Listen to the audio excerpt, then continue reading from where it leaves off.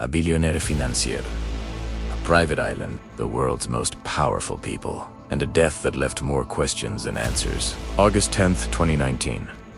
Jeffrey Epstein is found dead in his cell at the Metropolitan Correctional Center in New York. Suicide, they say, but the cameras malfunctioned. The guards fell asleep. The evidence doesn't add up. Welcome to Unresolved Casefiles. Jeffrey Epstein didn't start as a billionaire. Born in Brooklyn in 1953, he was a college dropout who taught math and physics at an elite Manhattan private school. No degree, no credentials, but somehow he caught the attention of the wealthy and powerful. By 1976, he was working at Bear Stearns. 4 years later, he was a partner. 10 suddenly in 1981, he was out. Why? The official story says he violated company policy. But what did he actually do? That's when the mystery deepens. In 1982, Epstein starts his own financial firm. But here's what doesn't make sense. He claims to only work with billionaires, clients with a minimum of $1 billion. Yet nobody can name a single client, not one. Les Wexner, the billionaire founder of Victoria's Secret, becomes his only known client. Epstein manages his entire fortune, gets power of attorney, controls everything. How does a college dropout with a murky past gain that kind of trust? The wealth flows in. Private jets, multiple mansions, a private island in the Caribbean. Little St. James. Locals start calling it something else. Pedophile Island, because strange things are happening there. Young girls arriving, staying for days, leaving with cash. Construction projects with no permits. Underground tunnels. Security cameras everywhere. What was really happening on that island? Here's where the crimes begin to surface. In 2005, parents in Palm Beach, Florida, contact police. Their daughter, 14 years old, was paid $300 to give Epstein a massage at his mansion. But it wasn't just a massage. The police investigate. They find more girls, dozens of them. Teenagers, some as young as 14, all with the same story. Recruited, paid, abused, and then asked to bring friends. Was this a systematic operation? The evidence is overwhelming. The Palm Beach Police Department recommends felony charges, multiple counts. But then something strange happens. The case gets handed to the federal government, to Alexandra Acosta, the U.S. Attorney for the Southern District of Florida. And instead of prosecuting Epstein for sex trafficking, he offers a deal, the deal of the century. Why? Here's what the deal says. Epstein pleads guilty to just 2 state prostitution charges, gets 18 months in county jail, but he's allowed to leave for 12 hours a day, 6 days a week, for work release. He sleeps at the jail. That's it. And here's the worst part. The deal grants immunity to any potential co-conspirators, named and unnamed. The victims aren't told. They aren't consulted. Some say they weren't even informed until after it was signed. Who had the power to make this happen? Epstein serves 30 months.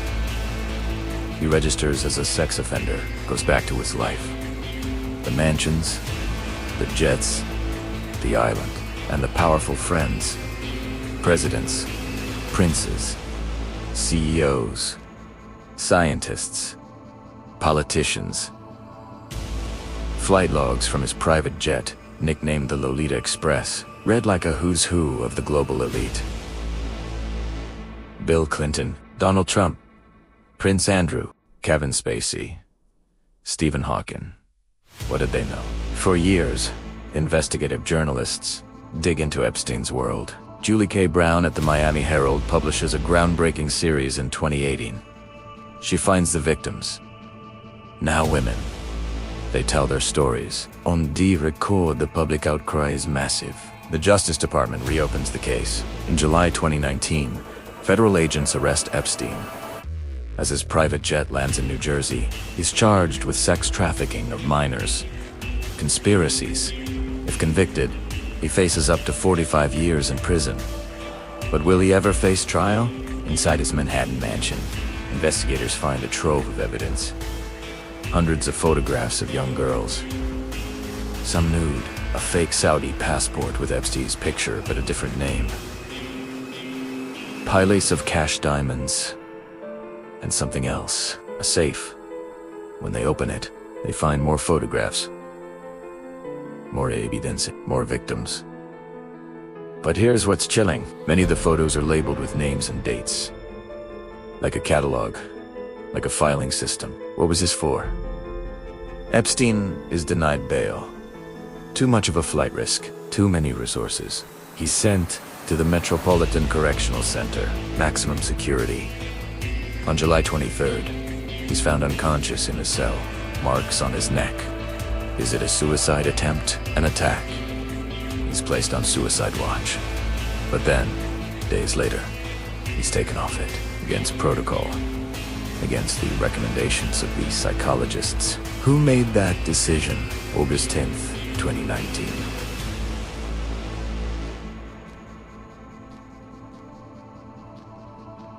The morning guards don't check on Epstein. They're browsing the internet instead. Shopping online, the cameras that should be recording his cell malfunction. Both of them. His cellmate was transferred out the day before. Es alone. When they finally check on him at 6:30 a.m., Jeffrey Epstein is dead. Hanging from his bunk. The official ruling. Suicide. But does the evidence support that? The autopsy reveals fractures in his neck. Multiple breaks in the hyoid bone. Forensic experts say these injuries are more common in homicide by strangulation than in suicide by hanging. Epstein's own pathologist disputes the suicide finding. The guards who were supposed to watch him are charged with falsifying records. They take a plea deal. No jail time. The footage from the cameras outside his cell, too corrupted to use. How many coincidences can happen at once? But here's what makes it even more suspicious. Epstein updated his will 2 days before his death. He transferred everything, over $500 million, into a trust. The 1953 Trust. Named after his birth year. This makes it nearly impossible for victims to claim his assets. It shields the money, protects it. Who advised him to do this?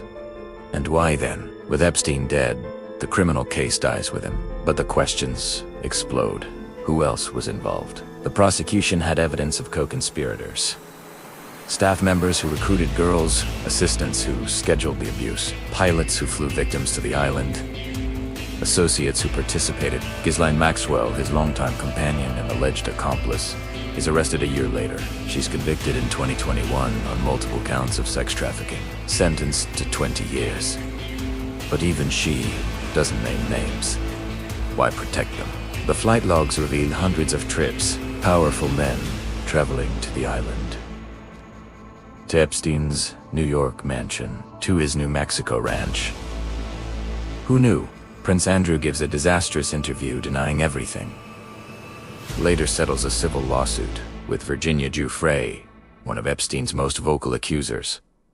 The settlement amount, undisclosed. How many others settled quietly? Then there are the tapes. Epstein allegedly had recording devices throughout his properties. Hidden cameras, audio equipment. Some say it was for blackmail. A way to control the powerful people in his orbit. When the FBI raided his properties, what did they find? That evidence has never been made public. Thousands of hours of potential footage, possibly showing crimes, possibly showing powerful people. Where are those tapes now? The conspiracy theories multiply. Was Epstein an intelligence asset? Some reports claim he had ties to foreign governments, to intelligence agencies, that his wealth didn't come from finance, but from blackmail, that the powerful people in his orbit were being compromised and controlled. Is that why he got the deal in 2008? Is that why he was killed in 2019? Or is the simpler answer the right one? Here's what we know for certain. Jeffrey Epstein abused dozens, possibly hundreds, of young girls over decades. He had help. He had protection. And when he was finally caught, he died before justice could be served. The victims still don't have answers. The co-conspirators are still free, and the full truth may never come out. Little St. James sits empty now, The buildings are deteriorating. The underground structures remain. Some victims have sued his estate. Some have received compensation. But money doesn't erase trauma. It doesn't bring back stolen childhoods. It doesn't answer the biggest question of all. How did this happen for so long? And who knew? Every time you think you've reached the bottom of this case, another layer appears. Another connection, another powerful name. Another victim coming forward. The official investigation is closed, but the real investigation, the one the public is demanding, has barely begun. Because the one thing everyone agrees on is this: Jeffrey Epstein didn't act alone. The cameras failed. The guards slept. The evidence disappeared, and a man who could have exposed some of the most powerful people in the world died in a maximum security prison. Suicide or murder? We may never know. But what we do know is that someone benefited from his silence, Maniso Meones, and they're still out there. If this case showed you how power protects power, even in the face of horrific crimes, subscribe to this channel, comment below with who you think should be held accountable, and share this with someone who still believes in justice. Because the victims of Jeffrey Epstein deserve more than a closed case and a suspicious death. They deserve the truth, all of it. This is Unresolved Casefiles, where the monsters aren't always the ones behind bars.